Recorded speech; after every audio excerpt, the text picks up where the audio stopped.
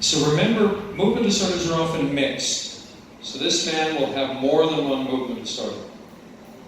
He's got a tremor of his tongue.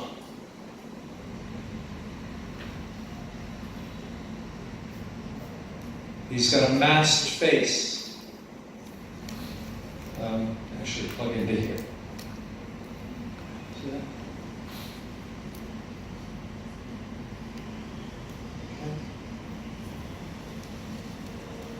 This one may not, but the next one does have some.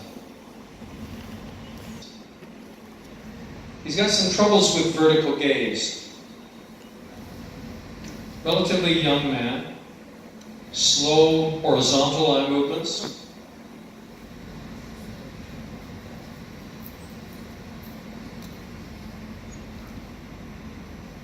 But his major complaint was what you'll see in his upper limbs. Again, difficulty with up gaze. But this was his most disabling symptom, a postural and action tremor that really interfered a great deal with his day-to-day function.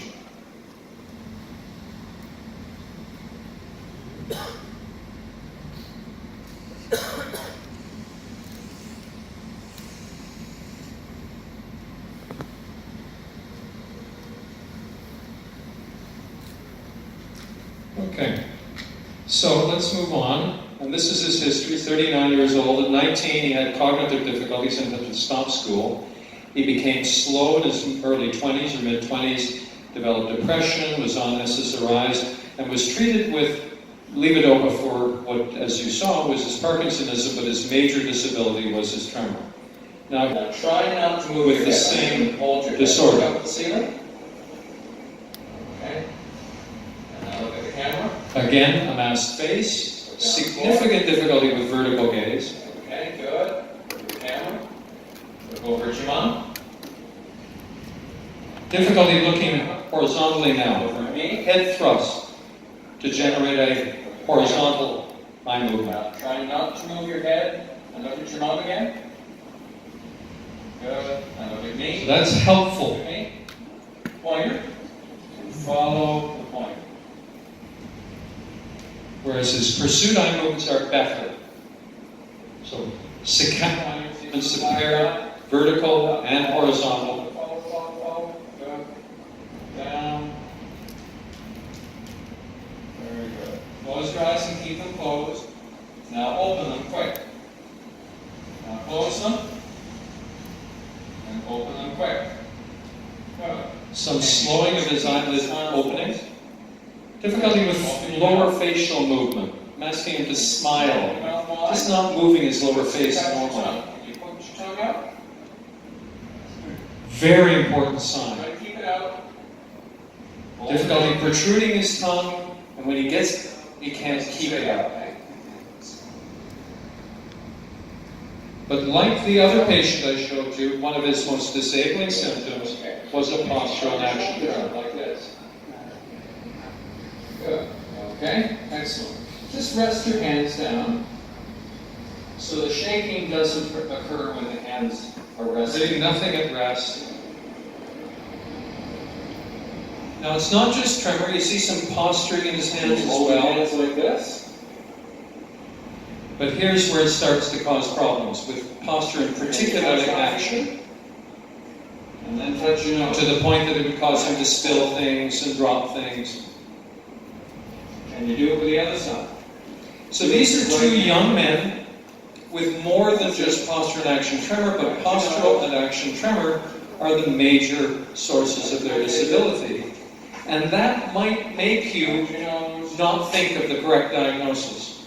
But there were other clues here on the examination, particularly in this case, the difficulty he had with orolingual movement, difficulty protruding the tongue, the eye movement abnormalities.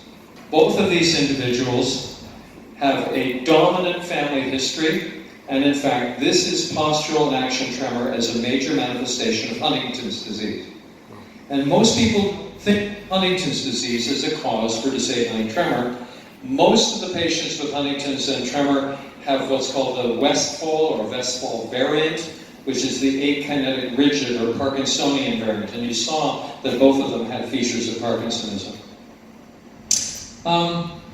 This I'll just show you out of, just to tell you that you might not think of this. This is a 19-year-old man who had clicking in his ears bilaterally for some time.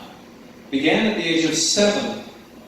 It became bothersome, variable frequency. It resolved when he sleeps, so he was getting dozy and drowsy, it would go away. He denied any control over the symptoms, and he was particularly bothered by the clicking sound. He had an interesting past history of inner ear infections. What we did, and I'm going to show you, we taught him something. So when patients come to you with clicks, do you know what you think about? Click, click, click, click, and you can actually hear it in the room. That is often referred to as isolated palatal tremor. Or the term that I don't like is called essential palatal tremor. And this is typically due to the soft palate rhythmically moving, and it's the tensor veli palatini muscle, the anterior soft palate, that's moving. And in fact, the vast majority of people with essential or pure palatal tremor have a functional or psychogenic cause. You wouldn't think that, but the majority of them have a psychogenic cause. But some people can learn to do this. Wind instrument players, divers, can learn to move their palate to clear their eustachian tube. And so this young man, probably because of the infections, had developed this as a habit. And we taught him that he could control the palatal movement. And this is him after he's learned to control it. Okay, you gonna do the clicking? Now we're allowing him to do it. There you go. And he's actually learned he can do it at multiple speeds.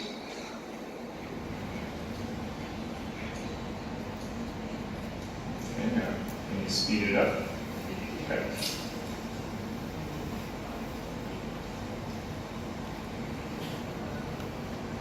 So normally you would think this has got to be due to a brain disease.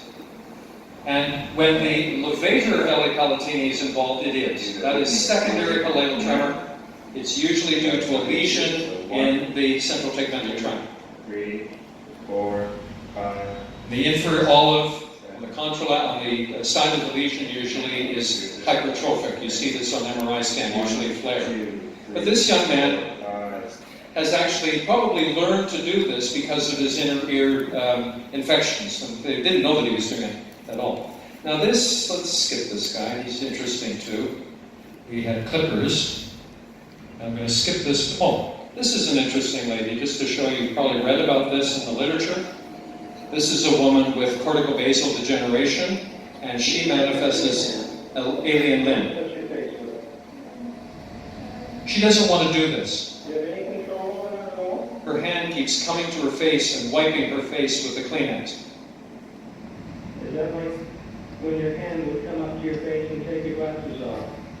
And early in the disease, her hand would come up and remove her eyeglasses, or go into her purse and grab things in her purse when she didn't want to do that. You're trying to prevent that hand from doing that. She doesn't want to do this. She's trying to stop it, but the hand keeps coming to the face.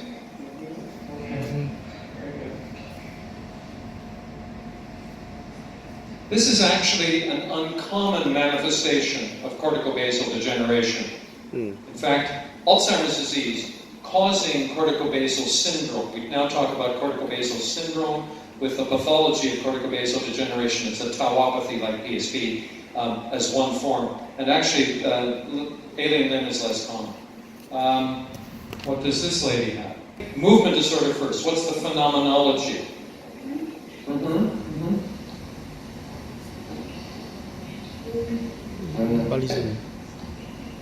Keep it on. Faster to protrude her tongue. Keeps coming, popping in. So think phenomenology, think distribution. Look at her eyes, too. So is this tremor? No. Is this dystonia? No, it's more mobile. It's chorea, and in fact, look at her eyes. Her eyes are involved too. The movements are so large amplitude that these are really ballistic movements. Wild flinging proximal movements are balism. So we talk of chorea balism on a spectrum. Chorea is usually the more distal parts of the body. Larger amplitude proximal joints are ballistic usually. So this woman has bibalism, bilateral ballistic movements. I was called by the referring neurologist and he said, I've got this young woman with severe abnormal movements and I don't know what's the cause. And I say, has she been healthy? Yeah, as far as I know, she's been healthy. Tell me about her pregnancies. Oh, she's had 5 spontaneous abortions, miscarriages. 5. What do you think? Anticardiolipin antibodies due to systemic lupus erythematosus. So this young woman, her first manifestation of SLE was bilateral balism due to anticardiolipin antibody syndrome. And she actually responded very well to treatment. Everything settled down. In fact, this was, you see this is an old videotape. I've seen her recently with a very mild recurrence of chorea on one side. Many years later, now about 20 years later. And these patients can do extremely well if you treat them properly. Very important syndrome. Okay, listen to her voice now. Yeah. And I was flying through the door. Yeah. Now, And let's we pause. were accessible. I picked. This woman had been seen by another movement disorder neurologist, and he said she had stuttering. Voice stuttering. Now, listen to her voice, and I want you to tell me, is this stuttering or is this something else? You'll also know she's got tremor. And in fact, I'll tell you now, she has Parkinson's disease. Now, some people with Parkinson's, with a past history of stuttering as a child, will manifest stuttering again as their Parkinsonism develops. So stuttering in Parkinson's can occur. But listen to her voice and tell me if you think it's stuttering. And I was flying through the door. Yeah. And in the reception bowl, I picked up a glass of wine. Yeah. And it didn't go through three or 4 steps. Yeah, no. Backwards. It's more later. I didn't spill the wine. And was it your typical Parkinson's tremor that you developed? No. Like you have now, or was it different? So she says, it's not like my hand tremor. This is different than my hand tremor. Well, What's the phenomenology? These are jerks, myoclonus, right. And this is action myoclonus of the face and voice. Very specific. You see this in somebody with Parkinson's disease, you say amantadine. And indeed, this woman was put on amantadine, and we've seen several patients with this very characteristic oral, lingual, mandibular, action-induced myoclonus. You stop the amantadine, it goes away. They often have additional jerks, and I don't know whether you noticed, she had little action jerks of her axial musculature as well. Again, phenomenology first. Have you bitten the tongue? Did you bite it? No? Now?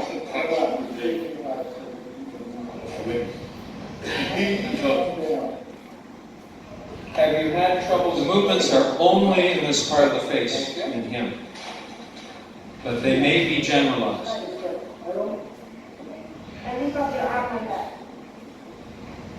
If anything, they lessen when he's concentrating on writing. And then touch the tip of your nose. Back and forth. He's got a little action tremor too. And now the other side. I think he had some shoulder Good. Can you joint do this for problems. me now? Big It could be different the shoulder, but that's musculoskeletal different. Okay, the other side. No Parkinsonism. Like that. Tap the thumb. To the, And you see the facial movements may get a little worse when he does this, but not striking. on the other side. No, open, close like that. Okay, so before we do that, I'm going to pause. Non-rhythmic, flowing movement of his face, eyes. So it's not really dystonic. He's not got prolonged blepharospasm, but he certainly had eyelid involvement. It's more a choreic movement, and some of this would make you think of tardive dyskinesia, right? Oral-lingual tardive dyskinesia. And so, in fact, if you saw this man, the first thing you should think of is drugs. Tardive drug-induced dyskinesia due to antipsychotic drugs, metoclopramide. That would be very reasonable to think about. Okay? Now, remember, 3 months later, something has happened to him. Now, open and close your right hand. He's still got a No, little do it bit, with not your left. much.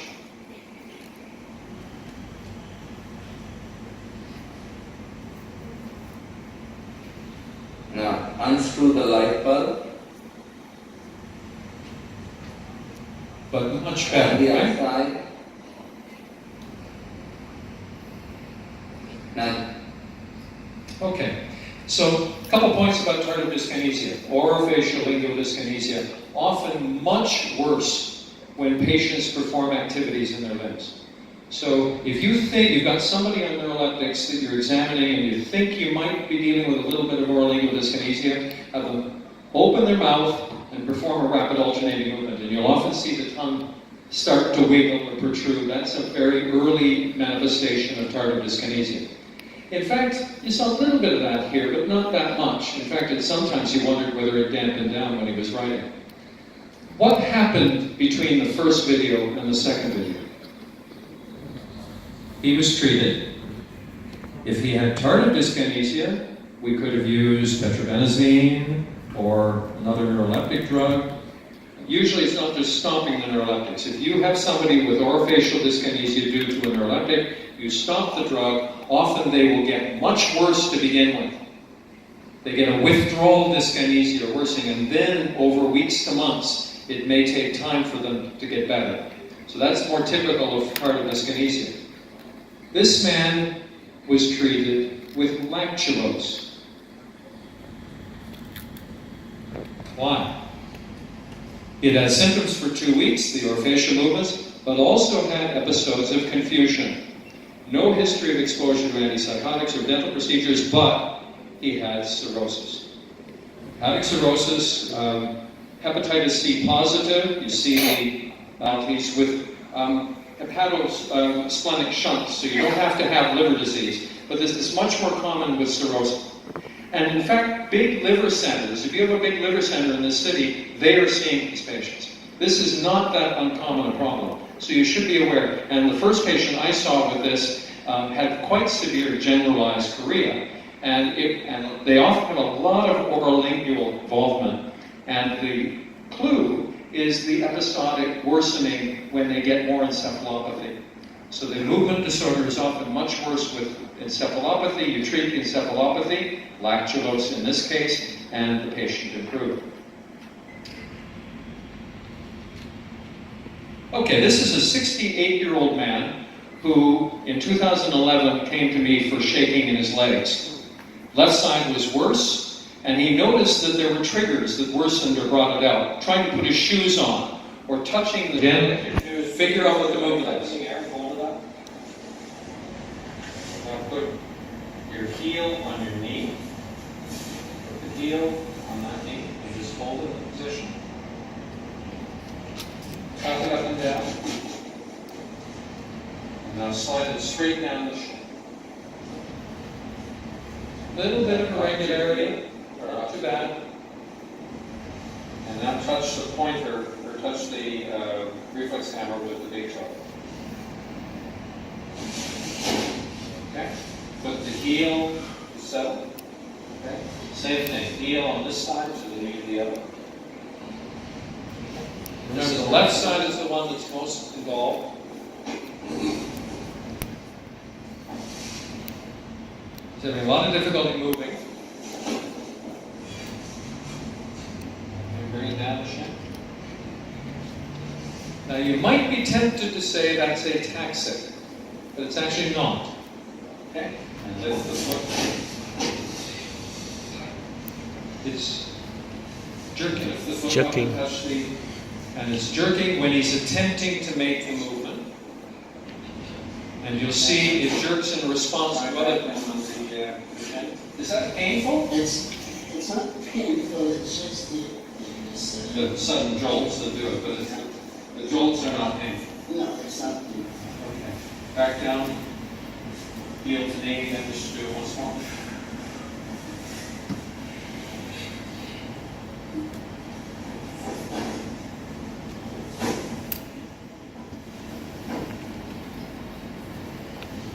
And slide it down.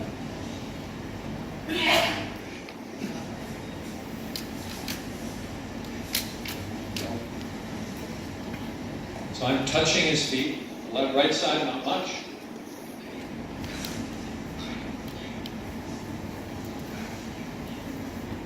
And if you don't get anything the first time, keep trying. Keep touching various different parts of the limb.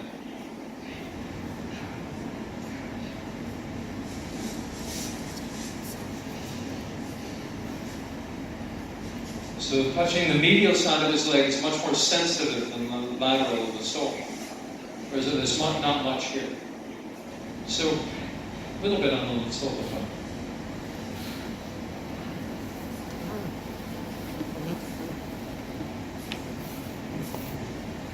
Take your time to examine these patients because it was the fact that we took time that the diagnosis became evident. Watch them do what they say they're having trouble with doing. The patient says, I can't put on my shoe. Watch him put on a shoe. And it's in fact affects the right side, although we didn't complain much of the right. But it's easier on the right. Watch him try to do it with the left.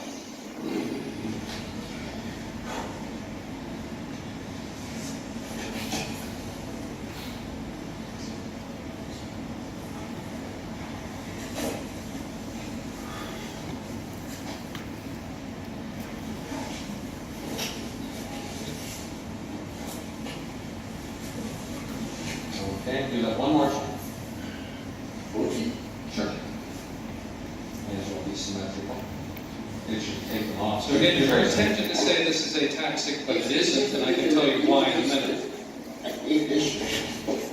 Take that one off. Yeah. Does anybody know what the movement disorder is?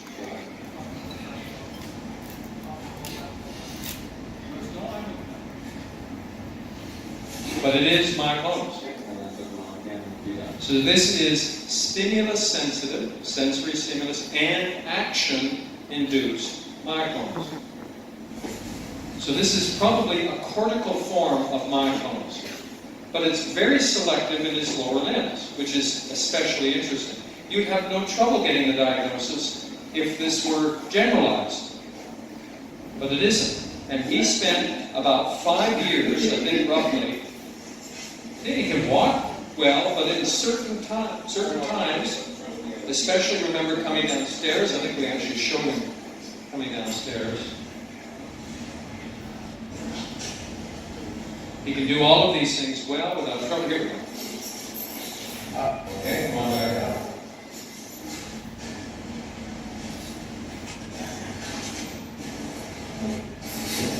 Okay, come on back up.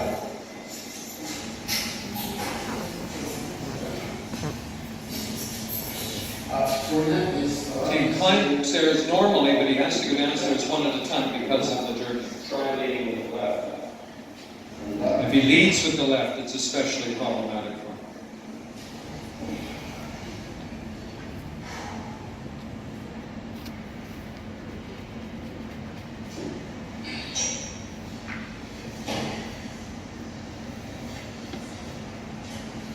So again, examine the patient, and it was for 11 days, and then awoke from the coma. He is entirely normal. I saw him 2 weeks ago, And I see him once a year, and he hugs me because we gave him a normal function. And it was only recognizing that this was a form of action myoclonus that we were able to make the diagnosis. Very treatment responsive.